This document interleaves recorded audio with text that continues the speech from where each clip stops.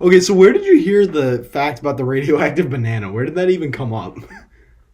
I have no idea. I think it was at debate class, because there's a lot of nerds in debate class. Especially homeschool debate. But yeah, basically, bananas emit like a low level of radioactivity. Okay. And when I actually went to look it up, I couldn't find the actual amount that it radiates.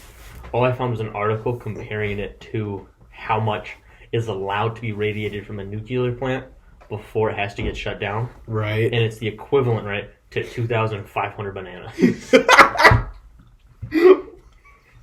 You know, you gotta wonder who sat down and was like, I'm gonna research the amount of radiation a banana gives off and finds the exact number and equates it to freaking nuclear power plants. You'd be amazed how many things a bored scientist with a Geiger counter can measure. I believe it. Welcome back, ladies and gentlemen, to the Trading Post podcast. I'm your host, Nate, and I'm here with Karsten today. So, I guess on that note, go to the question. Actually, sort of on that note, semi-related to bananas, we talked about food last episode. So another concept I'm going to be introducing is something I stole from another podcast, but it's okay.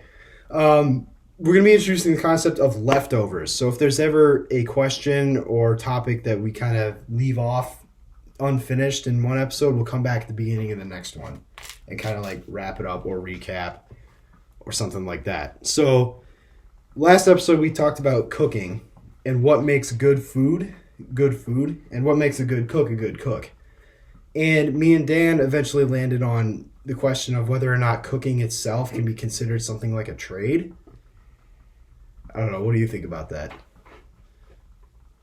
I don't know if it's as much of a trade. I mean, it depends on how you actually define a trade. Right. Whether or not it has to be blue collar. Because technically, being a brewmaster is a trade, an apprenticeable trade. Right, that's what I was thinking. Or like a butcher or something. Like, I guess that could technically be considered a trade because it's a job that is heavily skill dependent, I think. But I feel like cooking's much more of an art form than art. Trades are. Because okay, that's true. There's not so much, like, there is a hard science behind cooking. Right. But there's also a great deal of creativity when you're making the actual food itself. Okay, that is true. It's less of assembling a structure and more of, like, making something new. Yeah. Type thing. Okay, I can see that. So the bananas just reminded me of that, so. Dang, now I kind of want some bananas. Not in the microwave, though. Dude, we actually microwaved a banana in high school.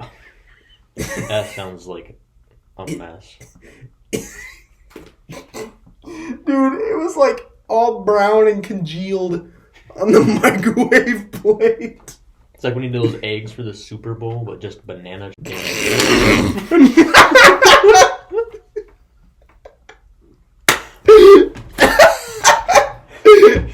I'll leave it out. It's fine. Anyways, we could edit that out.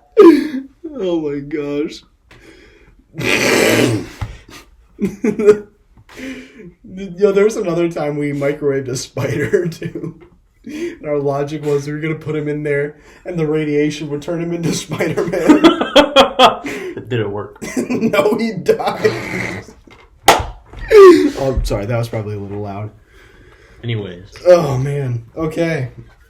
On that note, I guess move on to the question of the day then. Okay. Do you think it's okay to pee in the shower? It depends on if it's your shower or if it's like a community shower in the gym. Okay, say more. If it's your shower, if it's like your bathroom, you can pee wherever you want in your own house. Okay, I guess that's true.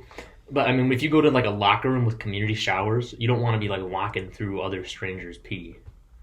That's true, but... And it's just considerate to not put your pee for other strangers to walk in. Some people might. I mean, some people might and probably do. Some people do it on the floor in but I think Burger they're King. wrong. Okay, that's fair. See, my reasoning behind it is I never actually thought of it in, like, a community sense, mostly because I haven't really showered in any public places. It's probably a good thing, but I don't know. The reason I thought behind it, and actually the person who came up with this question that I stole it from, their logic was if you pee in the shower, you're in there getting cleaned anyway. So I feel like it negates the grossness as opposed to like peeing directly on the floor. I mean, not saying that I pee directly on the floor, but you get the idea. I mean, I can see kind of where you're coming. I didn't even think of it as gross because they're in the shower. But yeah, me either. Until someone brought up this question, I was like, actually, you know what? I kind of want to explore that a little. So I don't know. I guess would you brush your teeth in the shower though? No. Okay, because I do that. That's a sin. Why? It's more efficient. My only thought behind it is like I get in the shower, I'm brushing my teeth, and if I'm gonna be in there anyway, I might as well like knock out another task. It's like, but what happens if you're like you're brushing your teeth and you just get carried away and you mistake your toothbrush for like a loofah? You know, it's just like a disaster waiting to happen. I can't say that that's happened to me, but now I'm scared. You don't know. It might have. You could have been lost in thought. Oh no. Oh yeah, you're probably right. Dang, I'm scared now. I better stop doing that. Would you shave in the shower, though? Yeah. Okay, I've done that, too. And I feel like it's... I don't know. I wouldn't say cleaner, but it feels cleaner. And it's more efficient. And plus, like, it's less gross to, have, like, put your razor in the shower than, like, a toothbrush, because that's going in your mouth, I guess. I guess. And if you're peeing in the shower anyway, I don't know that I'd want to put my toothbrush on the floor and then back in my mouth, so... Mm-hmm. Actually, apparently the Romans used to clean their teeth with urine. Yeah, they did a lot of weird stuff. They did do a lot of kooky stuff, but yeah. But it was specifically the first pee of the day because it was they thought it was the most potent because it was the most yellow because they were dehydrated. Which I guess just is a higher salt concentration. Which I mean that kind of makes sense. I don't know that was their exact reasoning behind it, but it kind of makes sense. I don't know.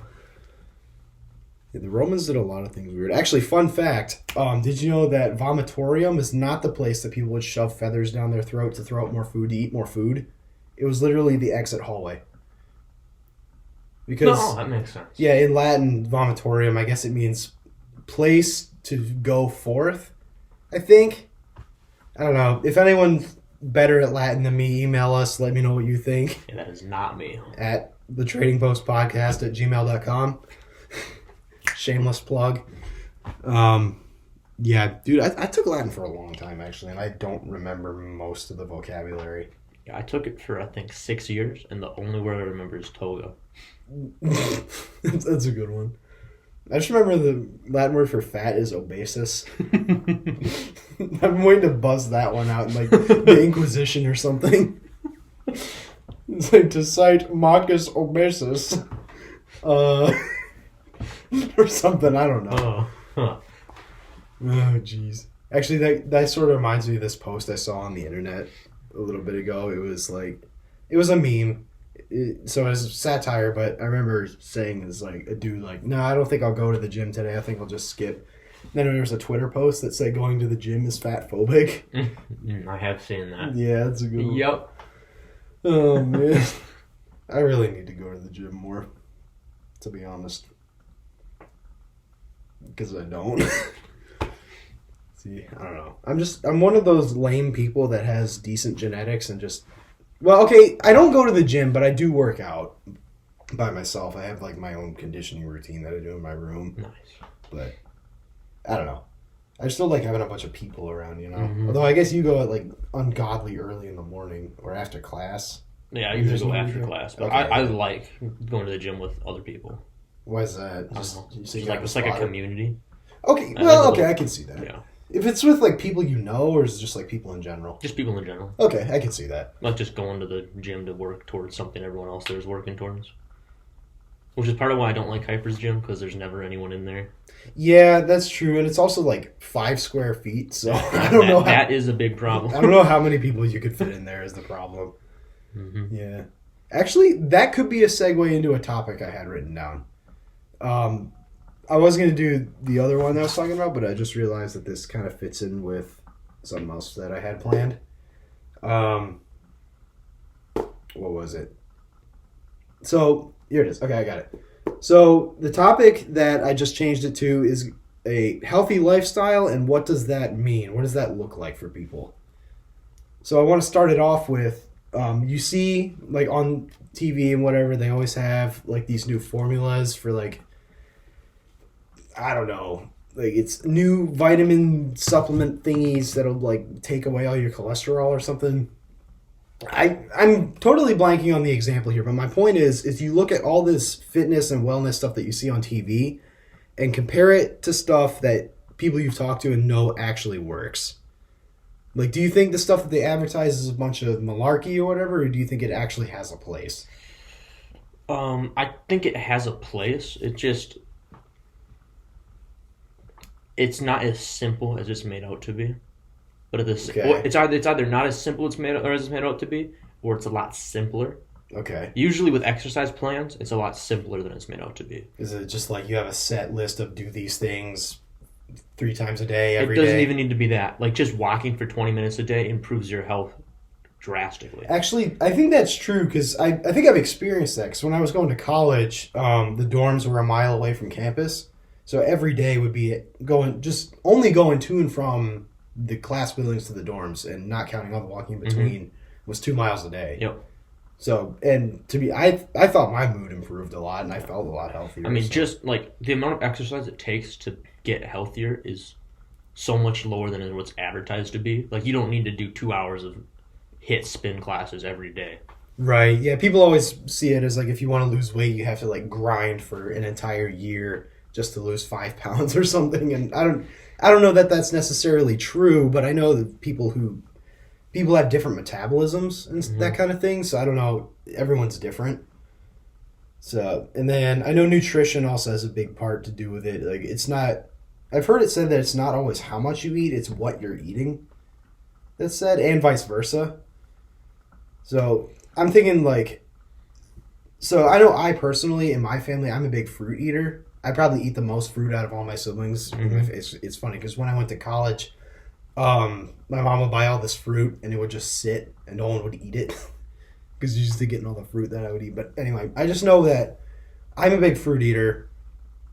I'm semi like vegetables, and then I eat a lot of meats too. And I'm a skeleton, so that's fun. I don't know.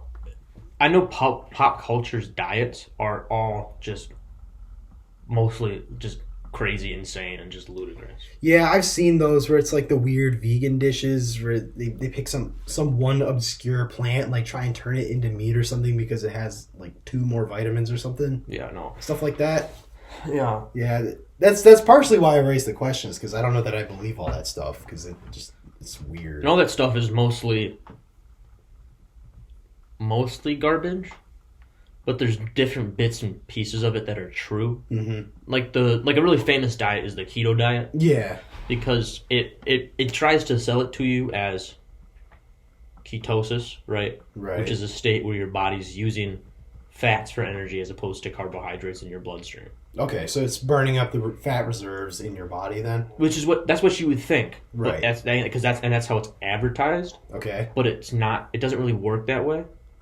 Because losing weight, all that comes down to really is calories in and calories out. Okay. It doesn't matter if it's made of carbs, fats, proteins. All that matters is the actual numerical value of the calories you're eating and how much energy you burn every day. Okay, so because whatever you take in, you're going to have to burn off at some point, otherwise it'll pile up. And it doesn't matter if you're in ketosis or if you're not. Interesting. You still have to burn the same amount of energy every day. Interesting. Okay. And that number is different for different people. Yeah, it's different for different people. It's different based on how much activity you have, how much you weigh. Yeah. Exactly. Yeah, and then I guess there's another thing to consider too is there's like people who have conditions that can limit that, I guess. Like I've known people who are anemic, and I know that that can mess with things a little bit. Is anemic low? I think it's low iron. Yeah, low iron. Yeah, I'm going to look that up and make sure we got that right. It's probably a good idea. Just because I don't want to spread some information on the internet. Oh, wait, yes I do. Anemia symptoms definition. Here we go. A condition marked by a deficiency of red blood cells or of hemoglobin in the blood resulting in pallor and weariness. Oh, so it's hemoglobin is iron, basically. Yeah, because essentially. that's what traps the iron in your bloodstream to carry the oxygen. Hey, we talked about that earlier. Yep. But the blue people? Yep. Oh, you want to talk about that? I think that's hyper. It's a form of anemia. Okay, hang on a second. I gotta look this up now. Blue People, I think it's Kentucky. of Kentucky. I think so. Here we go. Yep, that's it. Okay, I found it. The Fugates, a family that lived in the hills of Kentucky, commonly known as the Blue Fugates or the Blue People of Kentucky, are noted for having carriers of a genetic trait that led to a blood disorder, methymoglobinemia, which causes the appearance of blue-tinged skin. What is that? I have no idea what that is. No.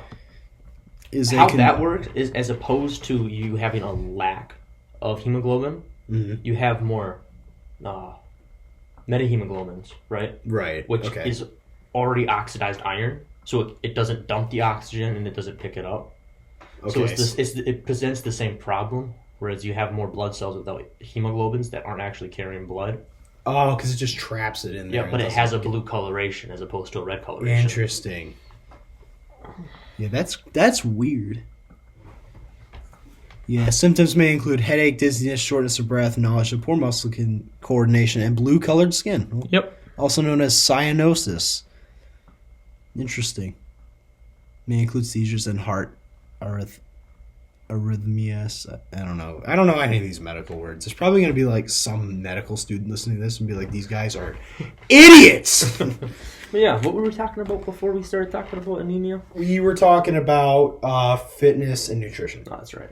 Yeah, so we were going on calorie intake and that sort of thing. Mm-hmm. So do you think, like, I'm just thinking, so based on that, would you say that all the Weight Watchers food and stuff like that you see in stores, how effective is that really, if all that matters is what you're taking in and what you're giving off? Almost all diet plans that people try to sell to you are a scam. Yeah, I figured as much, but especially like Weight Watchers and all that garbage, because it's just food. Yeah. They're just trying to sell you food. Yeah, because I've seen those commercials and I'm looking at it and it doesn't look a whole lot different from stuff that you could just make yourself. So I'm really wondering what the selling point is there, unless they inject like some hyper addictive chemical that sucks all the essence out of your being. The selling point to that is Weight Watchers has their own like set up programs. Mm-hmm. Where you eat this much of their food every day. You eat like this product and this product and this product. And they have it mathed out where you're in a calorie deficit. Right. And they're trying to monetize just because they can. Yep, just because they can. Yeah. That reminds me of Goop. You remember Goop, yeah. Mm-hmm. Yep. The Gwyneth Paltrow. Yeah, Gwyneth Paltrow. For those of you who don't know, it's Gwyneth Paltrow's health and wellness company, which is just a snake oil racket. Mm-hmm. They sell like weird. Just look it up yourself. You know what I'm talking about. You'll see right away. It's weird. Yep. So, yeah, that's probably what inspired this topic. Because I saw stuff like that, and I was thinking, like, dang, like A, is this stuff actually good, and B, do people actually fall for it? So I don't know. So, yeah. I think the biggest thing, if you're actually trying to go on a diet, is avoiding processed foods. Foods that you can if you any food that you can sit down and eat a whole package and not feel full afterwards, you should probably avoid that kind of food. Okay, fair enough. Because foods like Cheetos are like designed by the people that make them to like fool your body into not like making you feel full. Like the way it dissolves in your mouth tricks your body into eating more of it. Interesting. But if you eat stuff like whole foods, like a whole potato, it's a lot harder to eat a lot of potatoes. Yeah. Like you'll get full faster. Or soup. Yeah. Soup with a lot of things in it. Kind of, sometimes. Soup that works for me. Is super rich, but yeah. Yeah. Because like it's a lot harder to eat. Like if you just had a plain baked potato or some McDonald's French fries, you could probably eat like 8 potatoes worth of McDonald's French fries before you got like sick. And you could probably eat like 2 potatoes. Yeah, 2 or 3. Yeah. And those fries have extra fats and salts on them. Yeah, that's the other thing that I've been more conscious of is I've realized I consume a lot of sodium Like, I realized I just eat really salty food. I just realized that could be unhealthy in the long run, if you know what I mean. that would be bad. So, yeah. And I guess the other thing I've heard, too, and I know that works for me, is just drink more water. Oh, yeah. Just drink water constantly. Just constantly hydrate. Because not only is it healthy, it improves your mood and performance in whatever you're doing, really. Those are probably two of the most important things. Water and sleep. Yes, sleep is good. Getting a solid 8 hours of sleep every night will do wonders. Exactly. Yeah, that's something I've been trying to do too. Is I always make it a point to try and get 8 hours of sleep every night. Yeah, and it's been working pretty good actually. Because yeah. Now I'm at a point where if I don't get 8 hours of sleep, it's just terrible. It's not even that it's terrible. It's just that you don't you get back to where you were before, and you just realize, dang, I made a lot of progress. It feels a lot better sleeping 8 hours. Yeah, exactly. Well, and it has to do with your REM cycles too. It's like humans, and the human brain is it processes best in that range of sleep. I think it's like some scientific studies or something that I don't know about. So I don't know. I'm not necessarily qualified to be talking about this yet. Here we are, so I guess that's fun. So, yeah, I guess if we could sum up this topic then, it's just... I think a healthy lifestyle, the most important things are just try to be active. Like if you have a desk, get up and walk around occasionally. Maybe use a standing desk. Go outside. Go on walks. And if you really need to do exercise, try to find something that you enjoy. Don't try to focus on what's the most effective. Like if you like the rowing machine or you like kayaking. Or if you like martial arts. Go out and do that. Don't force yourself to run on the treadmill just because you need to get exercise. That's what works with me. Like boxing with you and Josiah and also bow staff. Those are two things that I've been doing that have just been keeping me active because it's fun. Yeah. And the same thing goes with your diet. Eat foods that you like that fill you up. Filling you up is the most important part. That's what they told us on our backpacking trips is like bring food that you like because in this environment your body's going to tell you it doesn't want to eat, so bring stuff that you like and stuff that fills you up. So we part of our meals was like beef jerky and stuff. It was great. Yeah, and then sleep and drink water. Yeah, exactly. Yeah. And if you do those, you're golden. So. That'll make leaps and bounds on your just health and happiness. Yeah, for sure. All right. Time for the word of the day, I guess, after we close that off. So, unless you want me to do the word of the day, I got a spicy word of the day. Oh, sure, go for it. That's the other thing, audience. If you ever come up with questions or topics or words of the day that you'd want to hear on the podcast, email us or come find me or something. I don't know. Yeah, and just let me know. Okay, so the word it's technically two words. It's a phrase for something. Okay. Proprietary eponym. Proprietary eponym. Okay, I know you mentioned this in class a little bit earlier. And that is, a proprietary eponym is when a brand becomes so synonymous and becomes an eponym for that product. Okay. Like Kleenexes. No one calls those facial tissues. Everyone calls them Kleenexes. Yeah, Kleenex, Band-Aid. Band-Aids, Bridgeports. Duct tape. Yep, yeah. Romex. For all of you electricians out there. My homies. Yep, proprietary eponym. Yeah, you throw that one out at a board meeting. It sounds very nice. I don't know why when you said that I thought of monetary eponym. Because I guess it kind of has to do with money. The selling, because that's why those things are so expensive. Is you're buying the brand, not the product. Well, okay, you are buying the product too, but you get the brand. Yep. So, yeah. Okay, cool. Well, I guess we'll wrap that. That was pretty good. That was pretty good. I like that. All right. In that case, we'll wrap it up. We'll see you guys later and drink more water. Yep.